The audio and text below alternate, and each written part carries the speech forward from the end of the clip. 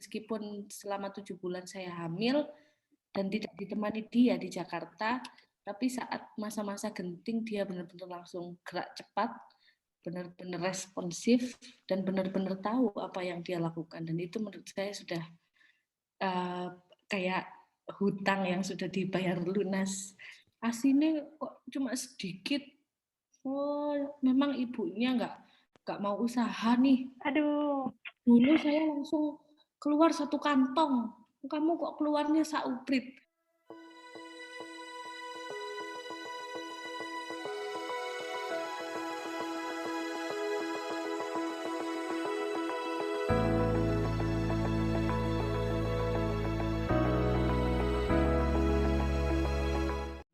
Awalnya gimana, Kak? Maksudnya kamu ngajakin atau dia sendiri yang tergerak untuk lihat-lihat? Aku dulu itu karena aplikasi teman Bumil itu kayak menyajikan potret bayi, usia bayi 33 minggu misal. Per minggu itu ya? Ya, sebesar apa, terus di dalam itu mereka ngapain, itu ada beberapa penjelasan. Nah, kebetulan suamiku ini mungkin tipe suami yang kayak kepengen lihat apa sih Kepo. perut itu, iya. Jadi aku dulu setiap bulan, setiap kali setelah aku pulang itu Mbak Put, sejak 7 bulan itu setiap bulan, bahkan 1 bulan 2 kali itu USG. Karena baru setelah itu ya? Setelah pulang dari Jakarta itu, setelah cuti itu, kan kumpul bareng, tinggal bareng. Dia itu selalu mengantarkan aku ke dokter kandungan dan kita USG, mesti minta USG. Pokoknya kepingin tahu anaknya itu pengen tahu. Terus? Nah dari situ karena aku tahu di aplikasi teman Bumil itu ada yang begitu juga meskipun nggak real ya, dalam perut kita ciptakan perumpamaan. Barulah aku kayak misal saat pillow talk gitu mau tidur gitu. Aku kasih lihat ini loh anakmu segini. Ini tuh lihat di sini tuh enak-enak loh. Jadi mulai dari situ dia tertarik, iya dah, coba aku lihat gue sehat gitu di YouTube. Coba aku lihat apa. Dia juga melihat kayak proses perkembangan janin dalam perut kayak gitu-gitu. Tontonannya itu gitu. Kita malah akhirnya itu saling sharing. Ini loh ada artikel bagus, ini loh bacaan. Oh ini loh. Jadi pada akhirnya begitu. Aku memang harus melahirkan dengan cara sesar pun dia akhirnya juga nggak kayak loh kok kamu sesar sih, kok nggak normal kayak gitu. Enggak. Sesar, ayo. Ya, gimana ini? Tes lab dulu, gimana? Dia itu langsung biasa aja gitu. Karena sudah karena sudah punya basis pengetahuan meskipun nggak banyak ya. Jadi dia itu sudah ya udah nggak apa-apa kalau nggak bisa gentle birth yang lagi ngehits itu ya, kan gentle birth ya, tanpa rasa trauma, tanpa rasa sakit, sampean bisa gentle cesarean gitu katanya. Iya. Istilah baru. Iya, kan ngetrennya kan gentle birth ya. Dan aku kan sesar, jadi dia bilang kalau nggak bisa gentle birth, gentle Gentle cesarean. cesar ya. Iya. Biar sama-sama gentle lah pokoknya ya. Iya. Menghibur Gitu. istrinya. Heeh. Oh, jadi istilahnya dari iseng ya? Maksudnya dari percakapan kecil gitu ya?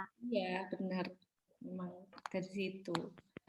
Dan kayaknya memang karena mungkin aku sih menebak saja ini, tapi kayaknya aku juga perlu konfirmasi ke suami ya, Mbak. Soalnya mungkin ini prediksiku aja, karena memang setelah kita nikah, kita nggak langsung punya anak, jadi dia kayak ada masa penantian juga kali ya di dalam diri dia mungkin. Terus pada akhirnya istrinya hamil itu dia antusias banget. Sampai Bisa sekarang jadi sih. bisa jadi sih, karena memang ada jarak itu tadi, ada space. Nah, berarti mulai dari peran-peran awal, nggak hanya persiapan secara fisik berarti ya, Kak ya? Berarti mulai dari mental juga Gitu tadi, yang seru tadi itu ini menjaga circle tadi. Iya, menjaga circle gitu. Itu kan kesadaran banget itu, sama-sama harus satu frekuensi dulu. Harus frekuensi. Mana yang membuat potensi membuat sedih atau membuat kita jadi ke arah depresi, itu harus satu frekuensi di situ dulu. Baru menentukan circle-nya, oh iya yang ini hati-hati ya, yang ini nggak apa-apa, los. Kalau yang ini harus kamu yang maju, kayak gitu-gitu pada akhirnya nanti. Gitu. Nah, kalau misalkan yang aku dengar itu, tak biasanya kan di di gede-gede melahirkan itu kan ada rumah sakit atau vaskes yang membolehkan suaminya mendampingi waktu melahirkan. Ada yang nggak boleh. Kalau otak sendiri gimana kemarin? Saat itu, ya sebenarnya sih pengen mendampingi ya saat sesar itu, tapi memang ya berbeda lah, rumah sakit yang ada di kota dan juga ada di pelosok. Apa bedanya, Kak? Ya saat minta kayak gitu tuh dianggap aneh, nggak ada yang kayak selama ini gitu bilangnya. Selama ini nggak ada yang minta ditemenin? Nggak ada, dan itu jadi nggak boleh gitu. Oke. Ya jadi nggak semua vaskes gitu, nggak semua rumah sakit itu memang menyediakan atau mau gitu loh, menyediakan ruang untuk suami menemani istrinya sesar gitu. Padahal memang sebenarnya butuh banget sih, aku sebagai orang yang berpengalaman sesar ya, melahirkan dengan sesar, itu ruangan itu dinginnya itu minta ampun. Mana itu? Aduh. Iya, ruang operasi tuh dinginnya minta ampun. Dan saat masa-masa itu tuh memang butuh suami sih, nggak kayak ngerasa sendirian banget gitu. Terus setelah operasinya selesai, baru di situ masuk ruang ICU. Saat itu suami hadir itu kan kayak ya ngapain? Telat datangnya, Pak. Tapi suami siaga nggak? Iya. Hari-hari sebelum lahir. Itu bener-bener siaga banget itu, kayak nggak hanya 100%, itu 1000% kayaknya itu. Oh ya? Iya, dia kan ambil cuti juga kan 3 hari sebelum aku melahirkan sesar itu. Oh, oke. Iya, cuti itu menarik ya. Cuti apa? Melahirkan buat suami ya. Ada nggak untuk suami, Tak? Kalau di pondok sini ada. Oh, dapat ya. Meskipun nggak berbulan-bulan kayak perempuan, cuman ya 1 minggu lebih, 3 hari nggak apa-apa. Dikit banget ya. Dikit banget sebenarnya. Aduh. Itu Dipikirnya sebenarnya dipikirnya ibunya doang yang ngurusin kan. Kesenjangan banget itu sebenarnya. Cuman ya untuk ukuran pondok pesantren swasta, bagus sih. Ya sudah bagus lah gitu, daripada nggak dikasih sama sekali. Nah itu berarti udah dipersiapkan sejak lama, Kak? Maksudnya nanti mau ambil cuti. Iya, dia udah persiapan, dan juga aku juga salut sih sama pondok pesantren di sini, di tempat suamiku bekerja itu ada dana khusus untuk mereka yang istri atau suaminya lagi mengalami apa gitu. Jadi memang tidak serta merta karena dia cuti 1 minggu gajinya dipotong. Tetap dapat ya? Tetap dapat, dan juga ada dana bantuan gitu. Itu kan berarti responsif ya. 7 hari lebih dikit gitu. Langsung disuruh balik lagi. Cuman ya sudah baiklah itu untuk ukuran yang ada di daerah loh. Gitu. Tapi kalau sesar otak memang hari itu diputuskan sesar atau udah rencana? Itu keputusan sesar itu 3 hari sebelum hari H. Oh. Jadi ya termasuk dekat. Mendadak. Iya, termasuk mendadak. Enggak yang 2 bulan sebelumnya direncanakan sesar gitu, enggak. Dulu sih aku sih berkeyakinan masih normal ya Mbak Put. Melihat kondisi panggulku kan ya enggak sempit gitu. Tapi ternyata ada hal lain yang membuat aku harus sesar. Kalau nggak sesar, efeknya kejang. Aku dulu itu kesalahan sih, karena saat hamil itu kan nggak ada teman kan di Jakarta ya. Maksudnya nggak ada suami yang mendampingi gitu loh.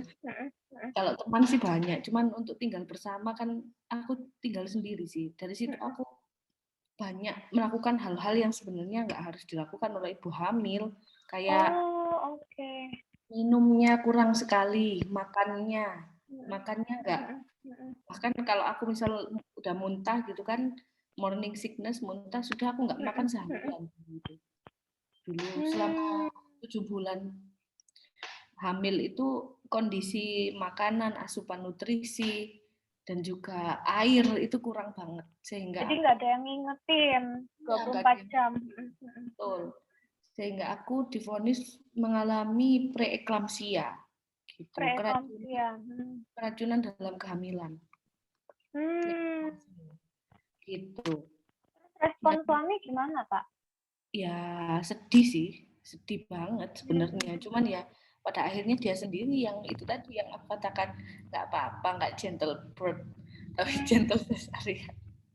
Meskipun pakai nangis-nangis, aku namanya ibu hamil kan sensi ya.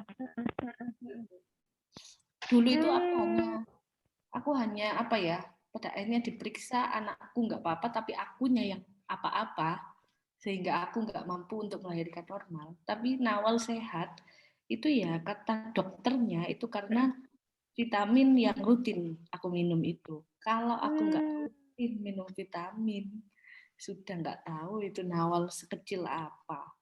Mungkin dia nggak berkembang, bisa jadi. Soalnya aku makannya juga nggak kayak ibu hamil kalau ditungguin sama keluarganya. Gitu. Jadi tetap aja ya kita usaha maksimal gitu ya, meskipun ada kurang-kurangnya ya. Ya namanya baru pertama kali dan kondisi juga LDR, tapi ya bersyukur banget bisa ditemenin suami di masa-masa mau melahirkan. Iya, itu juga berkat nasihat Mbak Mia dan Mbak Seli sih Mbak Put saat itu. Gimana aku itu? Kan ngotot lahiran di Jakarta aja. Dulu gitu, aku ngotot nggak mau cuti. Ya udahlah, kok bisa. Katanya Mbak Mia begini. Aku masih ingat banget saat didudukkan sama Mbak Mia sama Mbak Seli di meja bundar itu. Mbak Mia itu pernah ngomong begini, Ota, kamu cuti aja. Kamu kembali ke Jawa Timur, kamu lahiran di Jawa Timur. Selain memang, ya saya tahu kamu mungkin kuat-kuat aja kalau di sini.